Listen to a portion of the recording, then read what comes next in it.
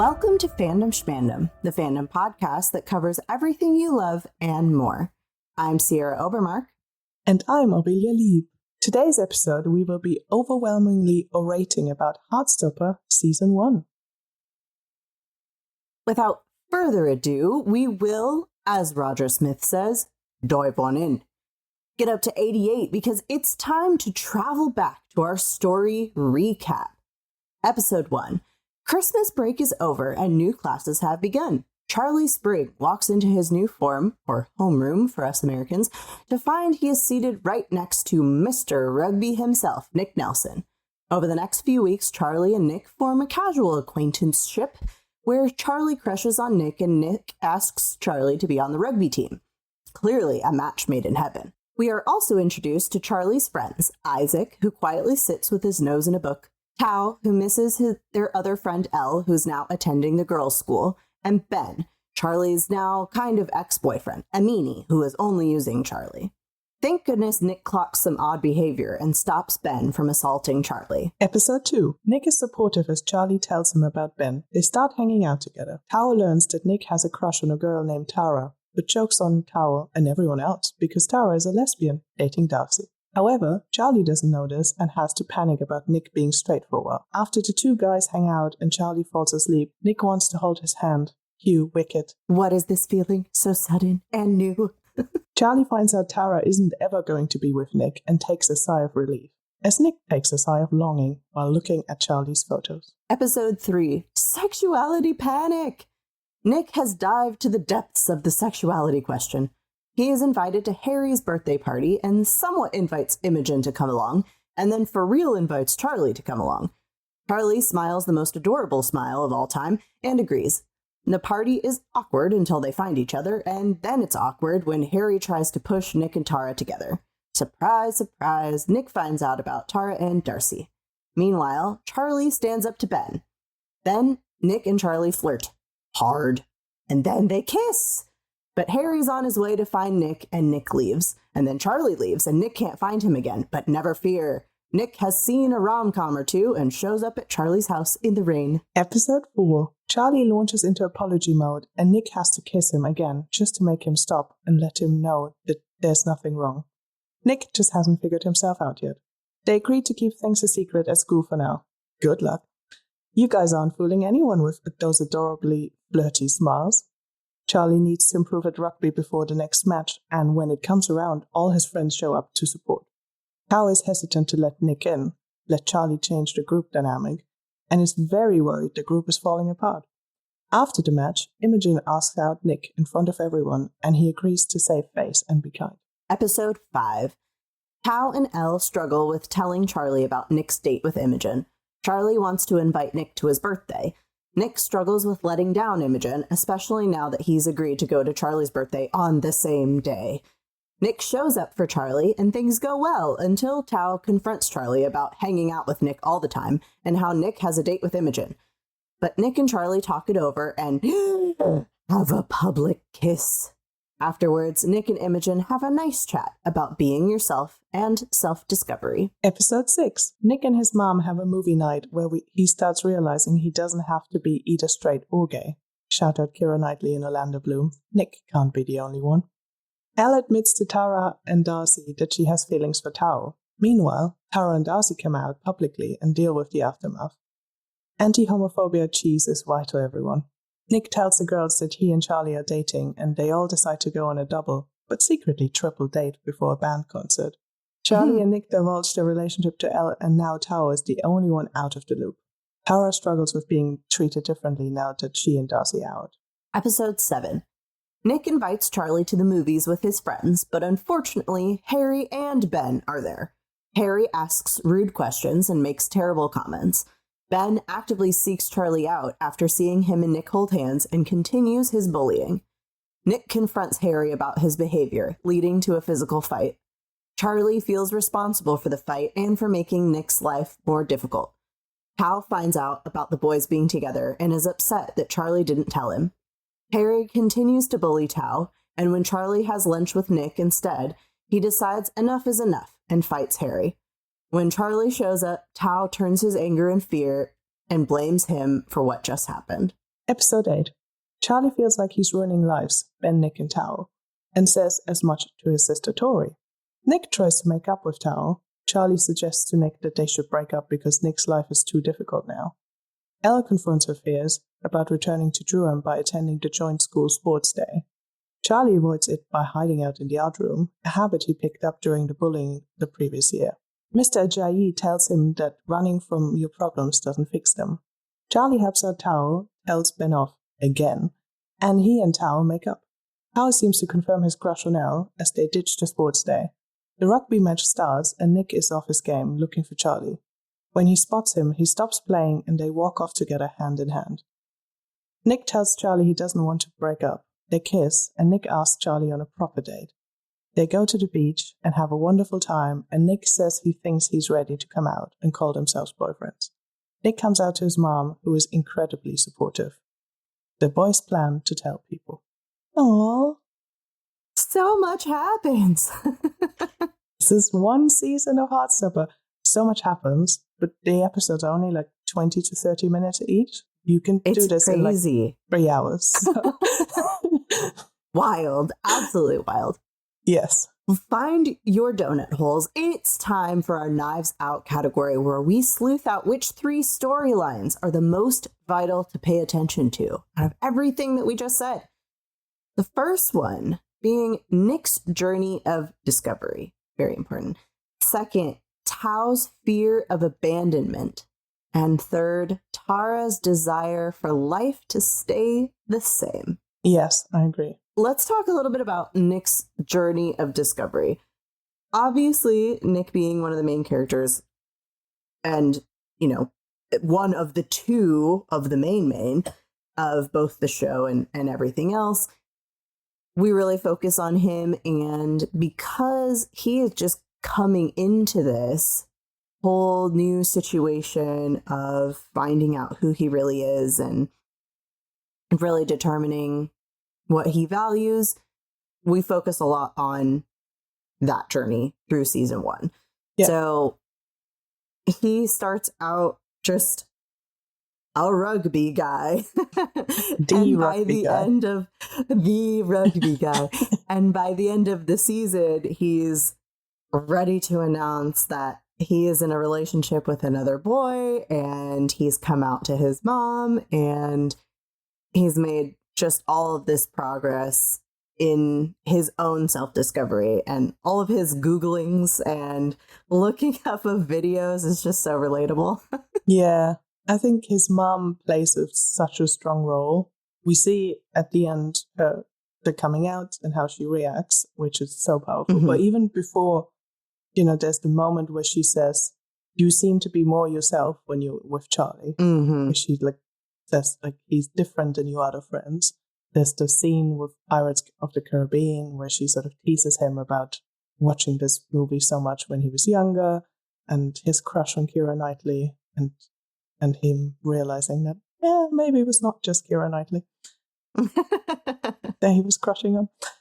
But it's almost interesting that for someone who is Mr. Rugby, as you rightfully titled him in episode 1, and how we meet Nick, that he isn't sort of self-absorbed, that he isn't another Harry, because he so easily could be. Mm-hmm. Yeah, definitely. And I think that's also, it's not just Nick's journey of discovery for his own sexuality, but it's also his own discovery of who he wants to be, period.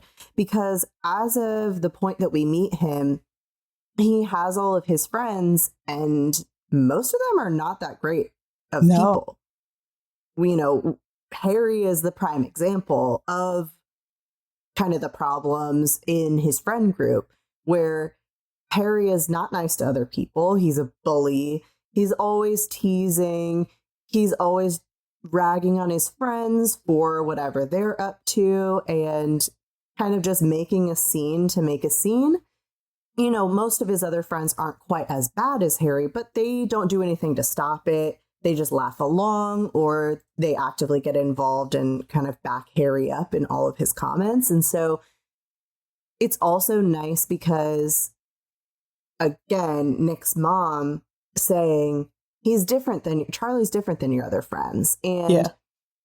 kind of planting that seed a little bit along the way of you're much more yourself, aka you aren't that kind of person and you know it. Yeah. You aren't the kind of person who's going to be this bully and say these really terrible things. And it's okay to step away from that and to hang out with Charlie instead, because he's much more of a kind person and that's who you really are. So I just love that his journey is in so many different avenues of his life, which really, is fleshing out who he'll be as an adult, because these teenage years are so formative in kind of all of the values that you have, and you're still essentially a kid. So you're still, malleable to the world, and you can still change and grow, and adults can too. But the longer that you live and the more experience that you have, the harder it is to really change everything about yourself. And so I like that he is open to all of these different changes in his life. Yeah, and we see that at the beginning he is one of the quiet ones that tolerates Harry's insulting behaviors. We have that scene where Charlie's outside of the locker room, overhearing comments that are happening inside the locker room about is it okay to invite a gay boy into the rugby club team? I never really know. They seem to be a school team, which is I think it's just the team. Yeah. So he overhears those comments and no one says anything. But we also have Nick Nelson early on stepping in between Charlie and Ben. So there is we already see that he has a stance on what he perceives to be the right behavior and the wrong behavior, and he is willing to step in. Granted, it's probably easier to do it if it's just one person instead of a whole team of boys that are actively making comments. There's this spark of the real Nick, I would say, that is there that we meet instantly. That probably is the reason why Charlie gets so hung up on Nick, that he's stepping in and standing up for it. But throughout his journey of discovery, he also, as you say, he also goes through this journey of understanding who he is and who he wants to be, and gets to the point where he feels comfortable calling out Harry on his behavior. Yeah, which is a huge step. And, this is incredible. His entire friend group, and he has to make a stand. Yeah, and as you were saying, it's easier to stand up against one person when it's one-on-one, which he does with Ben a lot earlier on.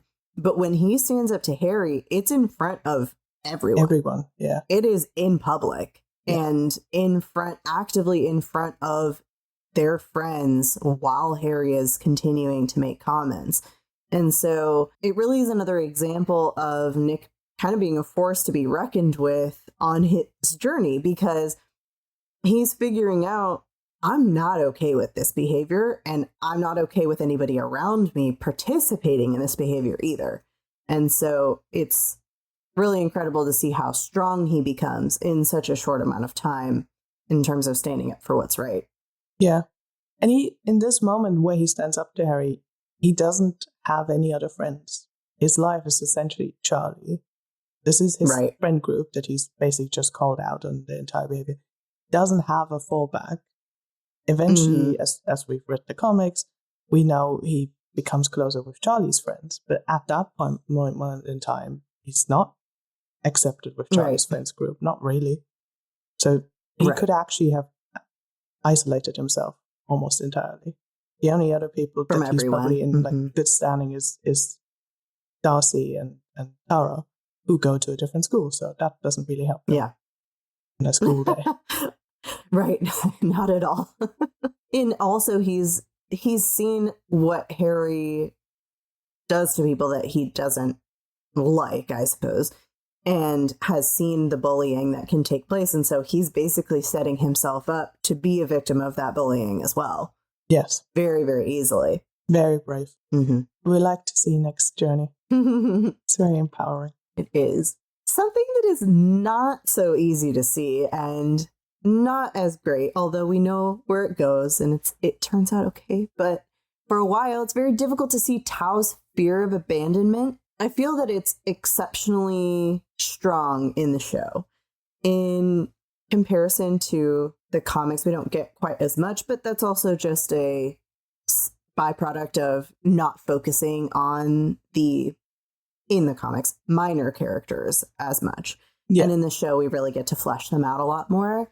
Tao just has this really deep-seated terror almost of being alone or having to go through everything on his own, not having this friend group that's been around him for so long to rely on anymore. And Elle's already left to go to a new school. And while he's happy for her, he feels like she left him, not the situation, not the school. But he really kind of internalizes and takes everything personally. And so when he sees Charlie pulling away because Charlie's interested in Nick, and he doesn't want to see Charlie get hurt because he doesn't know what Nick's whole deal is and doesn't know what's going on with them. And so he's trying to be protective because he's been there for Charlie. He's seen the bullying. He's seen how terrible it can be. And he's also seen how terrible things can be for Elle as well. And they've all been this support system for each other.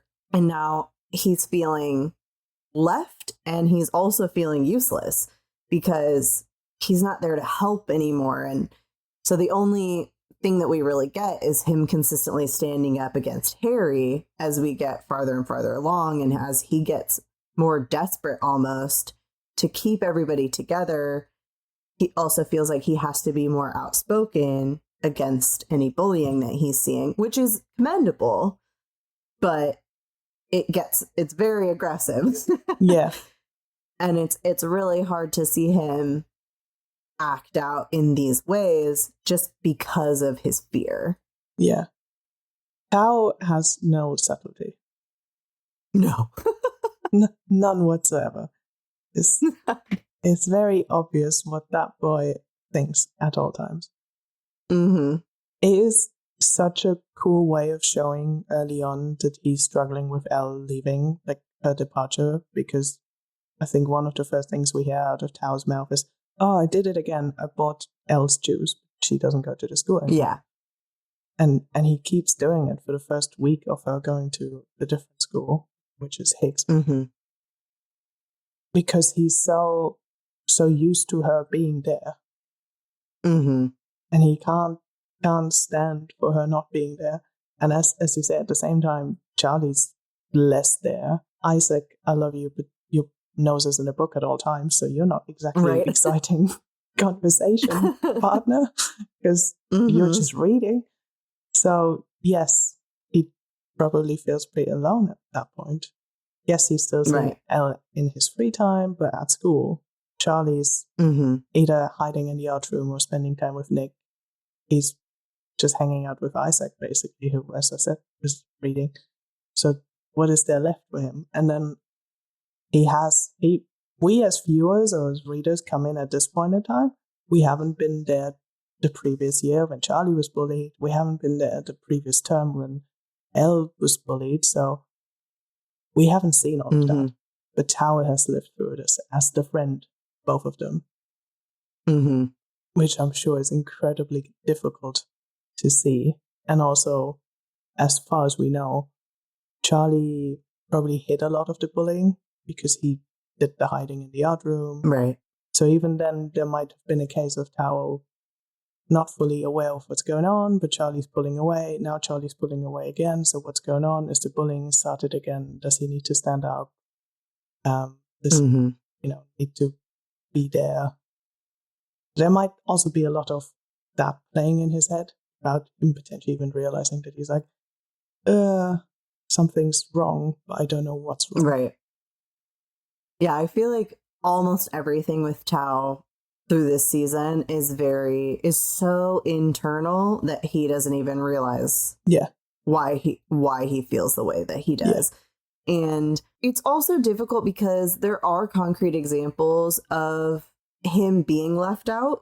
He's the last one to find out about Nick and Charlie. Yes. And this comes on the heels of him consistently warning Charlie about Nick and about situations that he has witnessed, and then feeling like, well, Charlie's not even listening to me, and now they're dating. What is going on?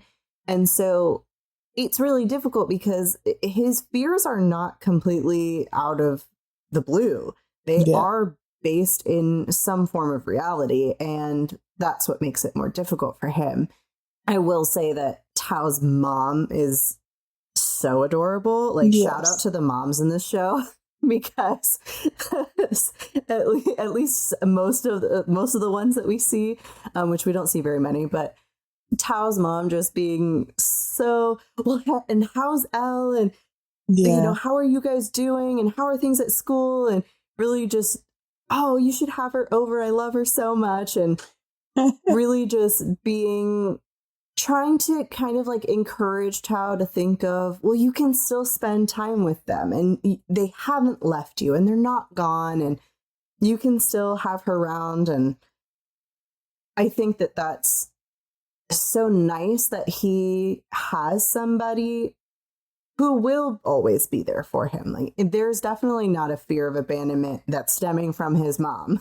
That is for sure. So it's nice that he does have that, and it's just something that he needs to work through. But it is really hard to see because he ends up taking out this fear on Charlie, who's already got enough going on. And, you know, it's always hard when best friends fight because they've always been there. And usually if a best friend fight is occurring, it's been building for quite some time. And so this is something that, you know, Tao kind of tries to explain to Charlie that he feels like he's not around anymore, but he ends up kind of blaming it on external forces. And Charlie just is like, oh no, it's fine, not realizing that Tao just misses him. Yeah. And also the behavior of going behind Charlie's back, finding out that Nick has a date with Imogen. Where I'm like, I get where you're coming from, and it's very teenager, and these are teenagers, to be like, oh no, I'm right, I'm going to find the information, I'm going to go behind your back and find this information. Well, to be fair, he just happened to be there when it happened, but but then keeping it as ammunition for like the perfect moment, is really I think as I'm watching the show as an adult, I'm often very frustrated with Tao, but putting myself back in my teenage years, I can understand Tao very much. Right. A lot of my friends started dating and all of that, and suddenly they're very busy with their partners and stuff. And suddenly you'll be like, used to have friends, now they're all just snogging in different corners. I sort of get it, that you can feel like you're being left behind, especially because Tao, as the token straight guy of this show, this story, can't go snog his partner once they actually get to that place because Elle goes to a different school. Very true. That is where the all boys and all girls schools are a problem. They seem to have quite a number of overlapping activities, though, I will say. For all boys and all girls, we do see them together quite a lot. And yes, I know it's an accelerated timeline. This is actually over a number of weeks or months, but I guess months at this point. I still believe season 1 takes place over a few months, but there are quite a few activities that both schools participate in together. Now, I did not go to an all-girls school that had an all-boys school attached to it, so maybe that's normal. You guys can let us know if they're very common in the UK to this day. Yeah, like, it's but very like to have those activities frequently, I'm not sure. It might just be because in this universe they're actually just down the road from each other, and where it makes sense to combine them. Because we had some activities combined with other schools because otherwise they wouldn't happen, because the interest wasn't high enough in both schools to have the club by itself, for example, like band. Oh, interesting. In this case, they have a combined school band, basically. So that way they have one. It is a proper big band, but it would probably not work if both schools were trying to do their own band, because they might not actually get enough students interested. We even had it in my school in like the last 2 years of school, where like when you picked your subject and stuff, if there wasn't enough interest in one school to fully get the subject, but there was enough interest in the other school. And at that point we could drive and stuff. They were like, you could just go to the other school and take the subject there. Oh, interesting. Because they have enough students to make a class. There's only 3 here, so if you still want to do it, go over to the other school. This is absolutely wild for me, coming from a public school of over 2,000 people. We were 1,000 people in my public school, and the other public school was also 1,000 people, but there were some sort of niche subjects because by like A-level years, no one wanted to take French, so there usually only was one French class in both schools. So they would just pull them together and be like, if you still want to take French, we don't want to stop you, but you have to go to the other school. Oh, interesting. The stuff like that, where actually then it turned out to be a benefit for those people who wanted to take that subject. Or if you wanted to take that extracurricular activity, but it doesn't happen at your school, you could still go take it. Oh, that's very cool. But I think in this universe, like the 2 schools are literally sort of down the road from each other, which this is why they have a combined sports day and all of that. Although I'm very confused why there's only 2 teams in that sports day. Why is everyone red or blue? Logistically, I'm very confused. It is very confusing. I do not understand. I also just don't understand the logistics of the sports day in general. This is such a tangent, but I do not understand the logistics of sports day at all, because we have 2 schools coming together, but everybody has to participate in something. They don't have to train for whatever it is or pick it ahead of time. No. They don't is it Tara who just decides to do the high jump, and she does the high jump like a foot off the ground, basically, which is not a high jump at all. And so it's so funny because watching that whole thing, and then you're just going, wait, who's doing this? They're just randomly, yes, here is a shot put, here is a javelin, throw it, random person who has never touched a sharp, pointy object before. Throw this giant javelin across the field. What could go wrong? Flashbacks to one of my PE classes. This is too much of a tangent, though, to unpack. I'll tell you another time. But yeah, that sports day. We had sports day at my school, but it would then be year-based. So within a year, we would be competing in our classes. So there would usually be like 4 or 5 groups competing against each other. And then a few of us had to participate in each activity. But this, as you say, the sports day seems to be coordinated for film. So Charlie can do a run little bit and swap his bib. And that's sort of what's happening. Well, and they do this whole thing about swapping the bib, and then Tal runs off anyway and doesn't even have to participate. They're like, yeah, if I run for you, then they'll think you ran. Yeah. But everybody knows it's Charlie, and then Tal and Elle just run off anyway and don't participate. So the whole I'll swap bibs with you, I thought it was going to come back again. Like, I thought that was going to be a little bit more important on... But I guess it's really just to repair Tao and Charlie's relationship. Yeah. That's the whole thing. Yeah. Yeah. We shall allow it, but logistically a nightmare. Also, rugby's the only actual sport, like team sport. That's okay. That's my last thing. But and also, rugby is the only sport that happens, but the rugby club does it, so everyone else just watches. Yeah, leading up to the rugby team participating, but never mind. None of the girls participate. It's like purely a boys' activity. Makes no sense. No sense at all. But what does make sense is Tara's desire for her life to just stay the same. Yeah. Which I fully understand. Is valid. Yes. Having Unfortunately, one reality doesn't work that way. Yeah. Having one thing come out about yourself, and then that changing everybody's perspective of you and changing everything about your daily school life is so difficult for Tara to be able to wrap her head around. And she really, cares for Darcy and enjoys their relationship and wanted to be out there in public with it. But she also just, I guess, ideally wanted everybody to just accept that that's how things were. And not to make a big fuss over it, but unfortunately, that's just not how things go.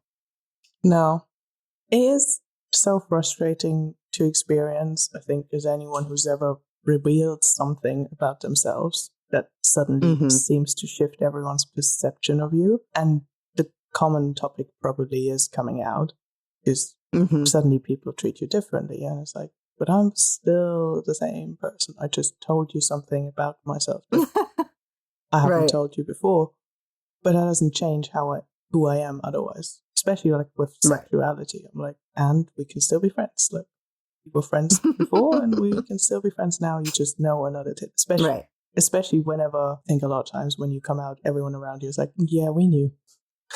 Like, and still it changes things about how you perceive me now. It's like, but you already knew, so that is very confusing. Whereas I think it probably is a bit different if you have a gender coming out story, because then you probably actually want people to treat you a little bit differently, use potentially different pronouns, different names. That I can understand why that might be a little bit harder for your friends to adjust if they haven't known any at all before, if there was no clues or anything. They might be like, oof, suddenly it's now a hard change for them because they weren't on your internal journey with you, where they saw you potentially struggle or try it out months, and so they are just presented with the end result. That I can understand why that might be slightly different. Yeah. But yeah, unfortunately, this is often how people react to a lot of stuff. Like, but I wasn't part of your journey to your self-discovery, and you're just demanding me I accept the end result. I'm like, yeah, that shouldn't be that difficult to demand. And it's also so difficult for Tara because she sees Darcy being so okay with everything. I think that adds an element of stress and strain to Tara's whole situation, because not only are the people around her treating her differently, or in this case, it's more just talking about her differently in places that she could easily overhear. Yeah. But the other person who you would think would be going along this with you and like in the trenches with you dealing with whatever's happening is reacting in such an opposite way that you can see Tara almost has a little bit of resentment for Darcy in how well she's taking it. And for Darcy, you know, she's just already out and proud. And this was just a reveal of a relationship for her. Whereas for Tara, it's a reveal of a relationship and her sexuality. And so there's multiple elements there that are changing how she feels about herself and also how other people are feeling about her. And so she doesn't feel like she has a partner in this, what she's going through in this difficult time.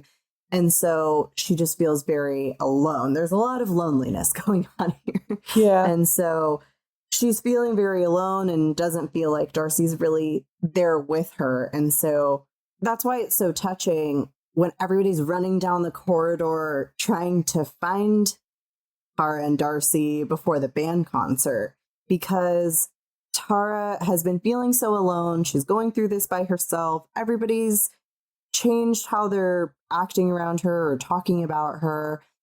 And so she's just wanting her life to be exactly the same and to have her friends and to go to school and not have anything change. She just has, hey, I'm in a relationship, essentially, to herself. And everybody's coming and rushing down the hall to be her friend and to just wrap her in love and care. And I love that scene of them all running down and trying to find them down the hallway. And it's just very sweet. I think that is what makes her friendship with Nick so special as well. They find themselves on similar journeys, not exactly the same journey, but out of the friend group, those two are probably the most alike in their journey and how they're dealing with it. Because they're both dating someone who's already out and proud and who's Mm-hmm. potentially faced the backlash of it already. They're on their journey of coming out. Tara's ahead of Nick. And so they're both dealing with what that means for them and how people will treat them differently and perceive them differently. Mm-hmm. And I think because the schools are so different in the way that they do bullying, which probably not surprise, one of them is an all-boys school, one of them is an all-girls school. The all-girls school type of bullying is basically talking behind people's back into their faces, sort of, because it's not really behind their back, it's like loudly behind them. So it's physically maybe behind their back, however. Loudly enough that they could be part of the conversation. Exactly. So that is probably why it is almost different for Tara as well, because it's not so much the threat of being punched or anything, because that's not how most girls behave. But it is everyone's talking about me. No one was talking about me before this. Well, very few people were probably talking about me. I wasn't in the center of the attention. Now everyone's talking about me, and I am the talk of town because we don't know, but presumably they're one of the only lesbian couple at the school. So this is exciting, and this is going to make the gossip rounds for a few weeks until something else exciting happens.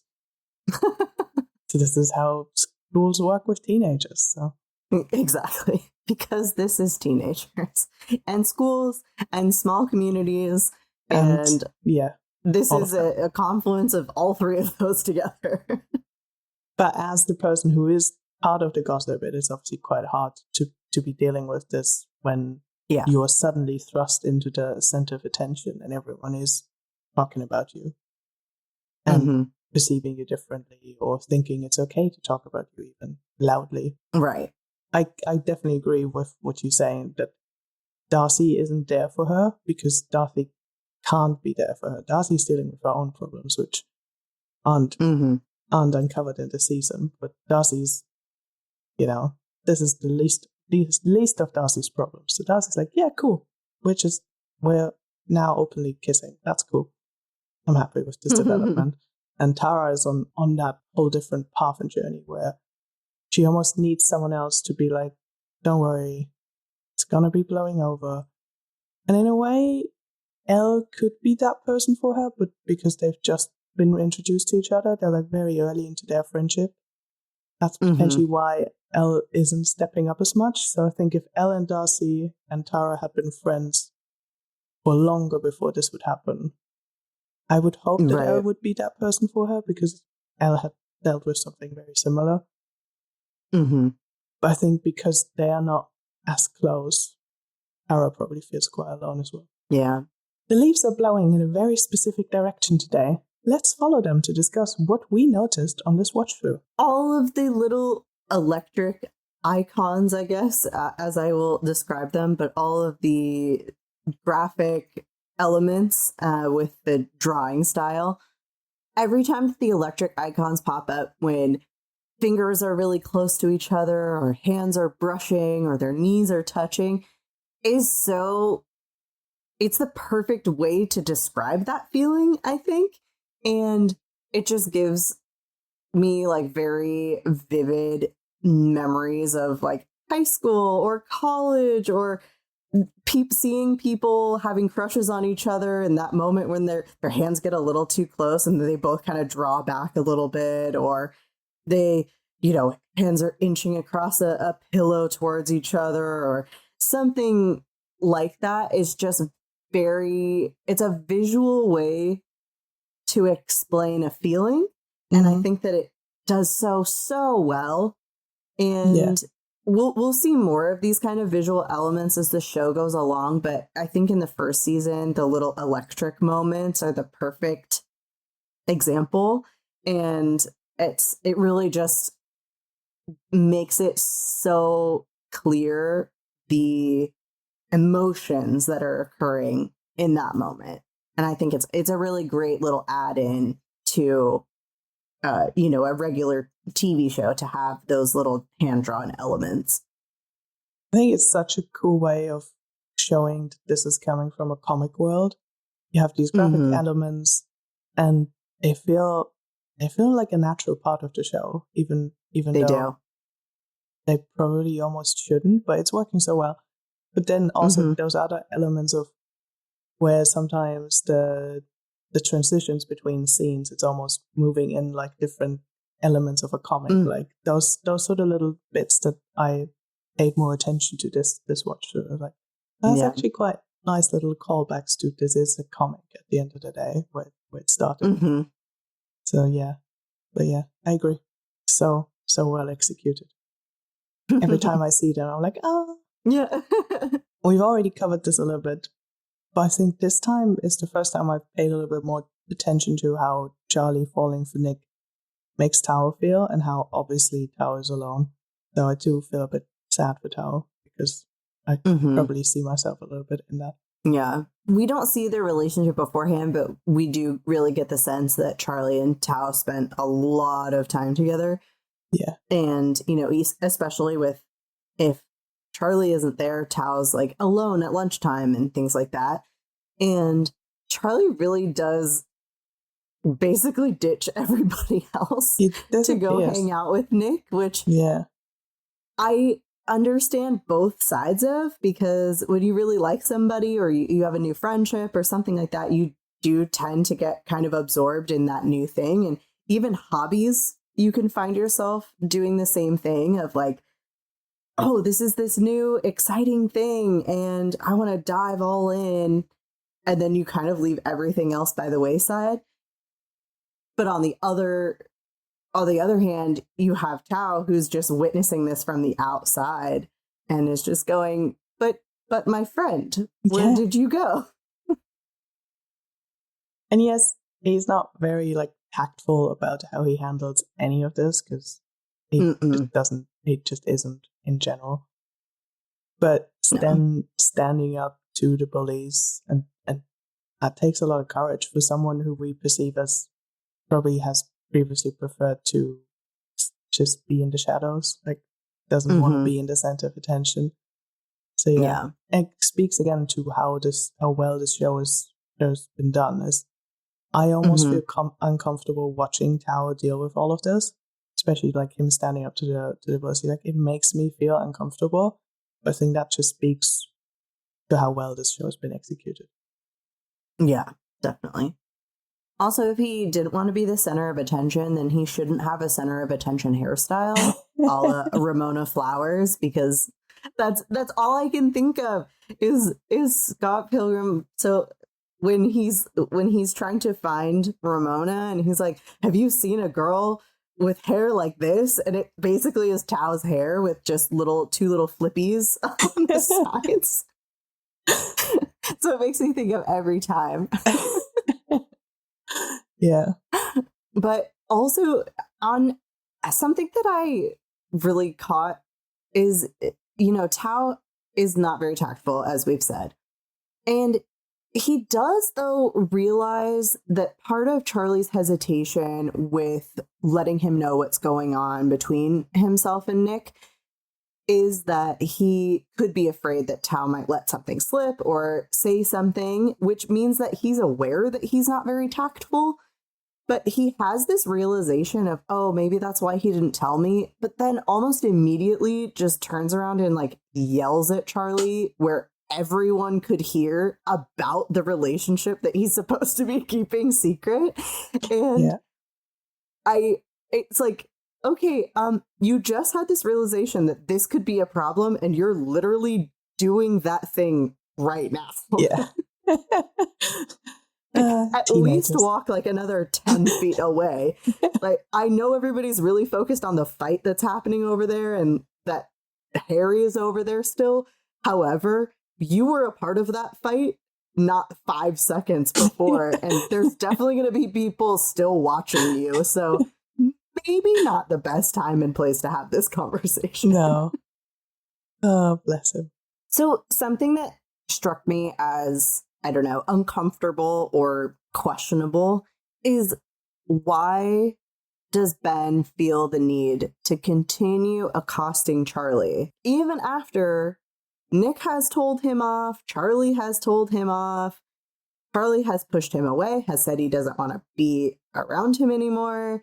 And Nick has said this, and Ben's gotten the same message multiple times. And I feel like, you know, obviously Ben is going through his own things and he is on his own journey, and we're seeing the ugly side of all of that.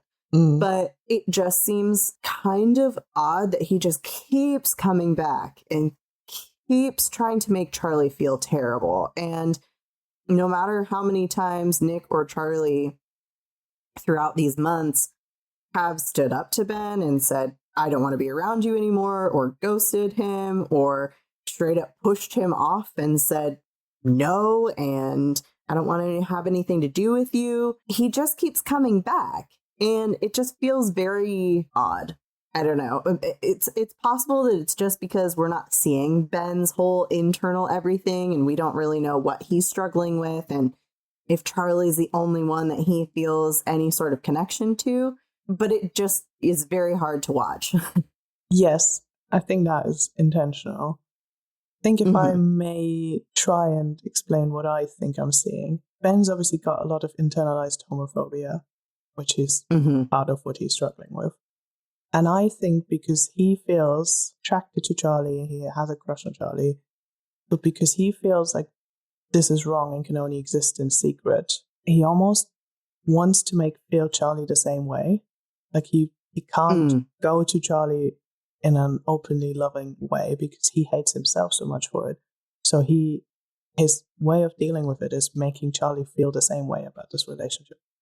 So he wants to be with Charlie, but the only way he can be with Charlie without actually confronting his feelings properly is by making Charlie feel terrible as well. That is potentially how I'm reading this. It makes a lot of sense. And that is it's probably horrible. why he keeps coming back, because he feels so attracted to Charlie that he's like, but Charlie must feel the same way, not realizing that because Charlie's further along on his journey and has come out and knows what he wants from a healthy relationship, he doesn't feel the same way. But for Ben, it's like, this is the one gay boy I know that I'm attracted to, and so surely this is meant to be. What do you mean you now have someone else? This is how this works. We meet up in secret and I make you feel terrible because I already feel terrible. But speaking of secret relationship, it is almost comically seeing Charlie come out of a secret relationship to then be another secret relationship. But the situation is so different because at the end of the day, Charlie is supportive of both situations and he's respectful of both people, because he could be much meaner to Ben. He could out Ben. He could do all of these things. But he doesn't. He stands up to Ben, which is very powerful when he does. But he also says pretty much, I don't know what you're dealing with, but stay out of my life, instead of doing a towel and shouting it out to the whole school, because this is also happening at sports day where everyone's around. So if he was to shout about it, everyone would know. But he still gives Ben that respect of, you are not ready to be out yet, so I'm not outing you to everyone.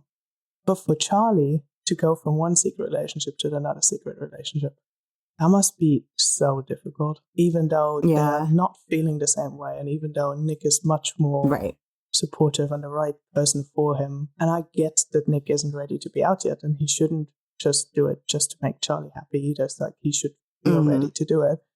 But it must be so hard to go from one secret relationship to another secret relationship for Charlie. Yeah, that would be really horrible. And we do see later on how those anxieties are still affecting Charlie, and how, as much as he wants to be supportive of Nick, it does start to weigh on him. And it's really difficult to see, and we'll see more of that come season 2. But in this first bit, I think the nice thing is that Charlie can see the difference between the two and why they're being kept secret.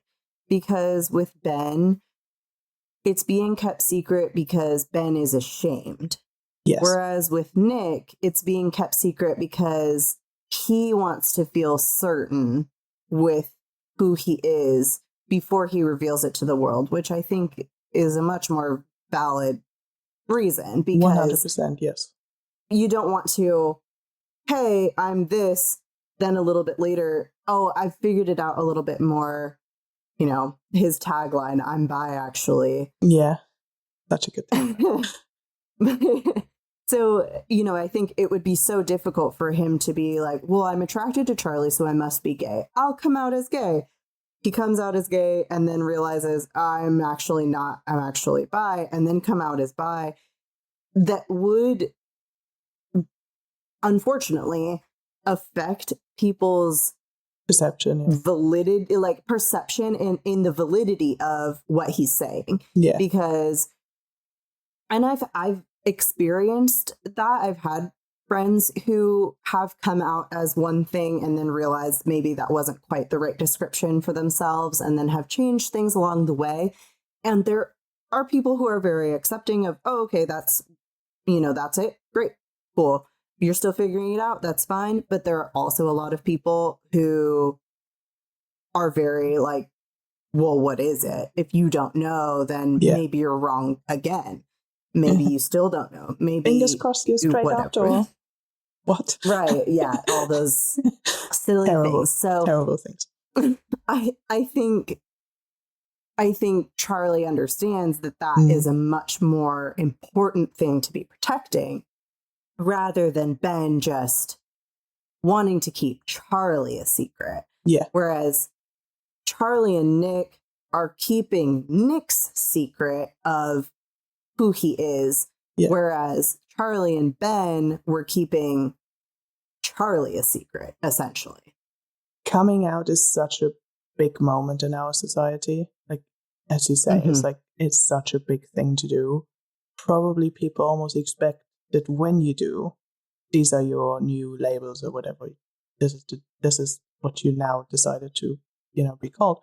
That they are not understanding that this is probably somewhat a journey for the rest of your life, and that you might change how you feel about this. And I think as teenagers, it's particularly bad, because I don't know if it was the same for you, but in my teenage years, it was like, what type of music you liked was essentially the biggest deal ever. And if you liked the wrong type of music, you were not in the right crowd anymore. So like, not cool. Which is silly. And now as we're like adults, we're like, who cares? Listen to the music that you like. Yeah. It couldn't matter less. So it's because everything is so overly important, and everything seems so dramatically powerful, that coming out and then potentially, as you say, you might have come out as gay and then worked out he was bi. It would probably not been a good journey for him. So I am glad that Charlie is respectful of his journey and allows him to figure it out. But Tao does rightfully say to Nick, it's like, if you keep this secret for much longer, it'll probably actually impact Charlie's mental health. And it does. Because Charlie's always going to feel a little bit terrible about him that he has to be secret. Right. Yeah. It's difficult because Charlie's so self-sacrificing, and we want to see our boy be so happy. You want to see, especially because his smile is so adorable. Yes. And we just want to see that all the time. But unfortunately, you have to go through things to get there. Yeah. I know you just bought your soul, but it's our love is actually a thing to be proud of. The world needs more of it category for most iconic character moment. Shout out Bridgerton season 4 for that quote. It's a coming out moment. I can only repeat myself. This is why I'm usually behind the scenes, because a lot of these things have to be explained to me, because I'm like, what? Well, for anybody who also hasn't seen Bridgerton season 4, one of the characters, and I won't spoil for everybody, but one of the characters comes out to their love interest as bisexual. And this is their response. So the response, love is always a thing to be proud of. The world needs more of it. That's so cute. Thought it applicable here. Yes. Because I think we're both in agreement. Yes. There's only one moment to pick. And it is Nick coming out to his mom. It's such a sweet moment that this whole season almost builds up to. Nick finding the courage to come out to his mom. And that scene is so adorable and empowering. And I know that teenagers have used this scene, that they've played it to their parents and then came out to their parents afterwards. Because it's almost like, look, parents, this is how you could respond to this type of thing. Oh, you've responded well to this scene in Heartstopper, so now I'm actually opening myself. So it was, as things tend to be, it was like a TikTok trend for a while. People filmed all of it, which it's a whole different discussion to have. Is it okay to film your parents in this moment? Should you film this moment in entire? Anyway, but I find it quite sweet. Beside the point. Yes. That people use this moment. I agree. I think, so for most iconic character moment, I agree that it's this scene, but I think that the character that makes this so iconic, while I love Nick to pieces, is actually his mom, because she just takes it so perfectly. Yeah. She listens exactly the right amount of time and then chimes in and gives him this hug, and just her response of, I'm sorry if I ever made you feel like you couldn't tell me. Yeah. Really just taking the pressure off of Nick immediately and almost putting it on herself of saying, my responsibility as a mom is to make you safe and comfortable and like you can tell me anything, and that I'll love you and accept you and protect you no matter what. And so I think that it's just so beautiful, the whole scene and her response, and taking that responsibility onto herself to create that environment for Nick and not make Nick feel like he had to lay something at her feet that she maybe wasn't going to accept. And so it's just all around, it's fantastic. Nick's mom, whose name is Sarah, is so like she's probably, if we do pound for pound, but I know we're not here yet, she could probably be the MVP every time, because she doesn't have a lot of screen time or even time in the comics, but when she's there, it's impactful. Always is impactful. Yes. Which is why I was so excited when they announced they had cast Olivia Colman for the role, because I love Olivia Colman anyway, and I think she's an amazing actor. But oh my god, seeing her in that scene, it just makes me feel all the happy feels. I hope having that scene out there, and as I've said, people have used it to come out to their parents, is actually having that positive impact in the world. Like people are hopefully having easier coming out with their parents because of the moment existing. Yeah. If I remember correctly, and I might not be correct, Olivia Colman was obviously not on set for a lot because she's not in the show for a lot. I think this might have actually been one of the first things they filmed, her and Kid. Incredible. Why do I feel like that is always the case? Always the case. I feel like in a show or a movie, they always film the most emotional, most intimate, most whatever the impactful mental emotional scene is between two people who have probably never met in their life. That is always the first thing that they film. You always hear all these interviews of actors being like, oh yes, the very first thing that we ever did was a kissing scene. The very first thing that we ever did was we had to be in bed together. Yeah. You're just going, the first thing? We just day? met Why? on set. Exactly. We met 5 minutes ago, and now you have to tell me your entire life story as this character, and I have to respond appropriately. Yeah. Ready, go. Yeah. It does. You're right. That's always the story you hear. But yeah. Crazy. People are crazy. They delivered, Kit and Olivia. They did. Everybody, sit down. It's time for our I Am Iron Man. Most iconic and most important scene category. we have some honorable mentions Yes. for this in a fun and lighthearted way.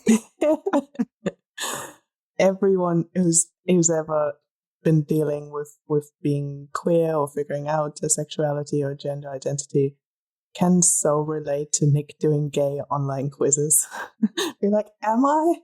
Please tell me, internet. I love just I have to pull it up because when he's typing in am I am I whatever, just the options that are below it, absolutely hilarious. Google autofill is the winner of that scene. Yes. And I love that he finds so many. Yeah. And on the Nick being iconic for something, the fact that he has the realization of that he might be by watching Pirates of the Caribbean again, so funny to me, and very iconic. Just looking at Keira Knightley, looking at Orlando Bloom, looking at Keira Knightley, looking at Orlando Bloom. This is a very Fandom Shmandom approved way of figuring it out, I think. Exactly. It's very fun. Honorable mention that I believe hopefully everyone can agree to is Isaac and Tori in every scene they're in. Again, those are characters who are not in the show a lot. Well, Isaac's a lot in reading a book behind the scenes, sort of in the background. But they are such like loyal people to both of them, really, to Charlie, but also don't shy away from like the harsh truths that Charlie potentially has to face. Probably more so than Isaac, because Isaac's like, yeah, I know, but I'm not going to say anything. But Tori is very good at handling her brother, and we will see this more in what's to come. She's almost, she is the one in his family that he's the closest with, that is sort of unabashedly there for him. It's just like, no, I'm here for you.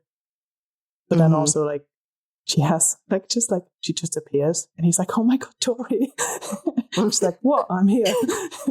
Older sister magic. Yeah. And we're going to talk about you now, and you're going to be very open to me. And then the second it turns to be into a conversation about her, she's like, nah, bye. Disappears. I'm good.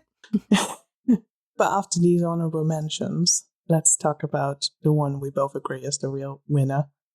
And that is Nick stepping in between Ben and Charlie, the start of the show. Yes, 100%.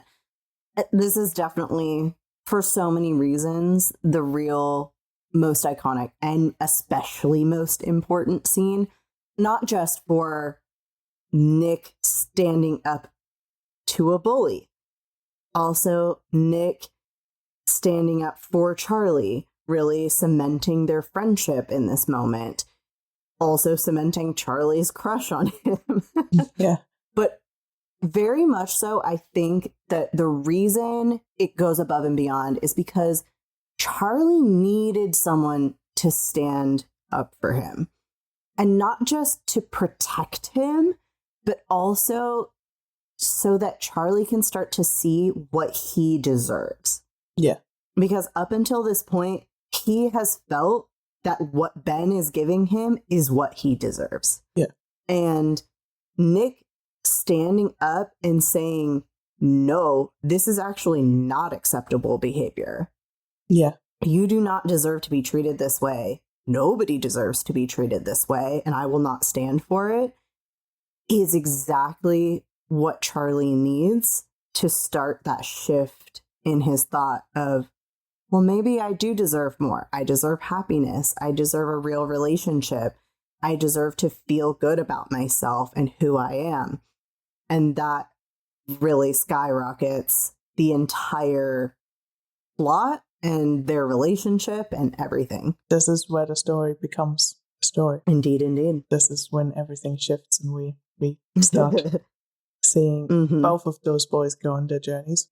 We aren't making threads, we're making memories. It's time for the Why We Like This category for best lines. Older sister magic. Yeah, that's a good one. Tori, obviously. I'm adding, I'm having a proper full-on gay crisis by Nick. Conversation between Tao and Charlie. But if he's even slightly mean to you, yeah, you'll murder him, I know. I was going to say I'd send him a strongly worded DM, but murder's fine too. Oh, these two. This next one we covered in the discussion. I Just Want to Live My Life by Tara. I get you, Tara. Yeah. Really sweet one. Don't let anyone make you disappear, Charlie. Mr. Ajayi. Words to live by. So sweet. Mm-hmm. And then on a completely different note, it always pays to be prepared with anti-homophobia cheese. Indeed. Darcy, because she has cheese and she throws it at people, I suppose. Yeah. Fun fact. Why not? Charlie, sorry, Nick. No, you're not allowed to say the S word. As someone who does say sorry a lot myself, people have basically said this to me as well. Like, stop. I'm like, okay, but then now I want to apologize for doing it. Right? Sorry, stop saying sorry. Sorry. Oh, Tao with another zinger.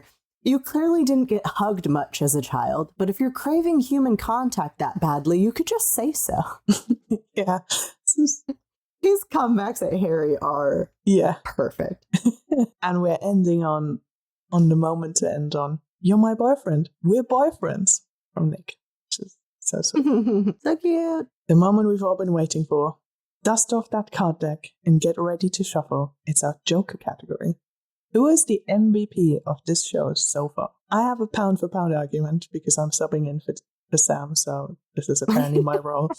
I think I love it. Pound for pound, you can probably make an argument for Tori and Sarah Nelson because they're both not in the show a lot, but they're quite impactful in the moments that they're in. Yes. I think Nick's mom, Sarah, for how good of a mom she is, how supportive she is of Nick, and Tori almost the same role but for Charlie, but in a more sassy older sister way, and therefore also bringing that levity because she is being so sassy in those moments. So those are really big moments, and especially as the show continues, they're gonna get deeper and darker. But she manages to bring the humor to it as well, while still being fully supportive. I love Tori. Yeah. She's really great. I argue not for pound, but I argue that it's Charlie, which sounds crazy a little bit considering the discussion that we've had that very much does not revolve around Charlie all that much, because so much of what we talked about is about Nick or about Tao or kind of the people around Charlie. But I think that that's almost what makes him the MVP, because he is the catalyst for all of these people to be having these new, developments in their life, or to really be thinking about who they are. I mean, thinking about the impact that he has on the people around him, he has this impact on Nick in a very obvious way. But he also has a significant impact on Ben and how Ben is feeling in Ben's journey. And while we're definitely still in the thick of it with him, that's in progress. And Charlie also is someone who's so supportive of his other friends that they feel comfortable in being who they are. And while he and Tao are having their issues, he also is essentially helping Tao not be so reliant on him, and becoming his own person and being able to pursue his own dreams and relationships and whatever else he wants to do. I don't know, because it's almost not as concrete of an MVP as we usually have, but I feel like in a story like this, it's hard to have that. It is hard though, because I do almost want to give a pound for pound MVP to Sarah. I feel like Tori hasn't concretely done as much so far this season, and so I think she's out of the running. Okay. But Sarah Nelson is a force to be reckoned with in those moments that she's on screen. And I don't know if it's just because the only moments that we see her for are really key for Nick, and for him and his journey, I kind of am leaning towards Sarah for this. But I do really like my Charlie argument, so I don't know. It's more difficult with the people who are on screen a lot more, because we also see them struggle more. We also see the moments where they're not, shining. Mm-hmm. So Charlie, I think of all the younger people, like all the teenagers, I would agree it's Charlie, because after Nick shows him that he should aim for more in his life, he goes on this journey of standing up for himself while still being respectful. Right. He doesn't out Ben. He could easily be that person. Mm-hmm. Ben's been horrible to him. Why should he give him that? But he is still standing up.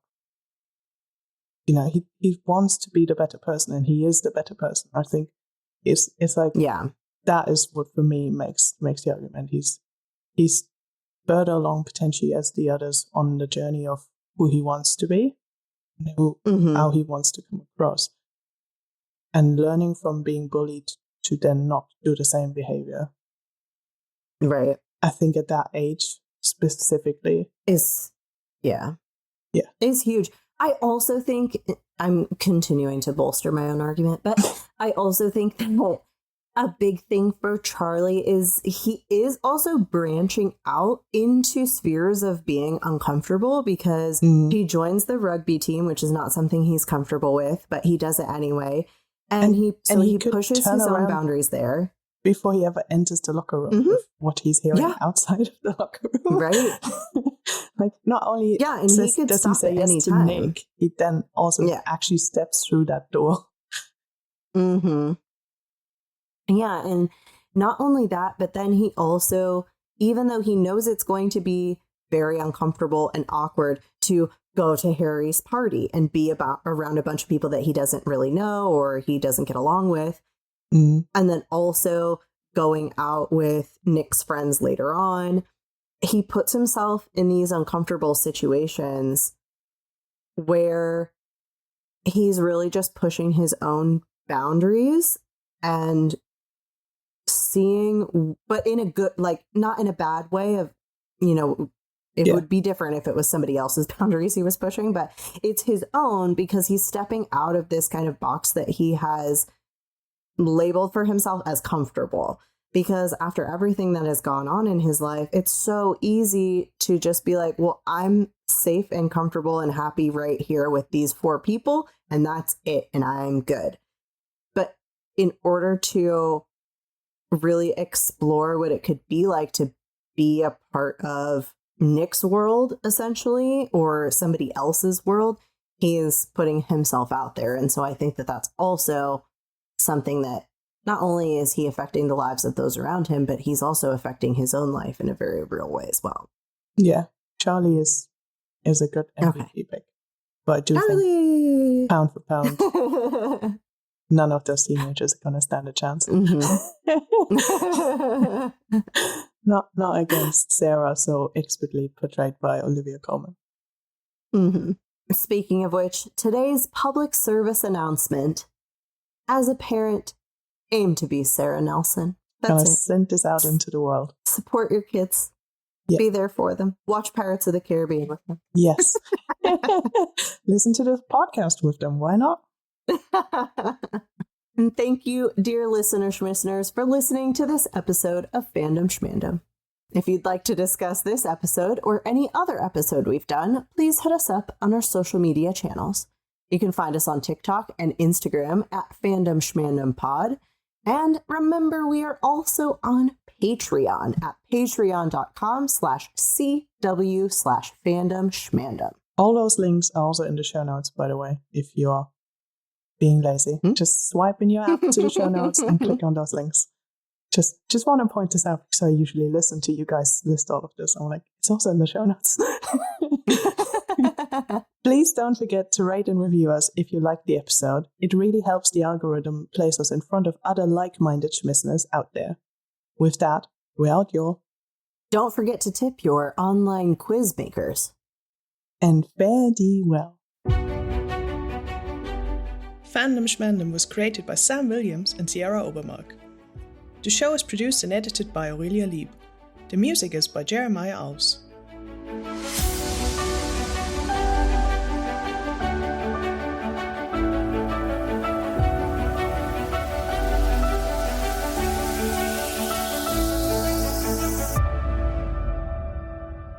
Thank goodness Nick knows something is up. And wow, that doesn't make any sense at all. What is my description? Thank goodness Nick knows something is. Thank goodness Nick clocks some odd behavior and stops Ben from not from salting him, but assaulting. It would be nice if he had struggle. This is the first salt. This is the first paragraph. I was so in couple mode. I was like, 2 names and I was like, no, that doesn't make sense. Talon, Tara, and Darcy. She's got feelings for them all. This is turning out to be a different show.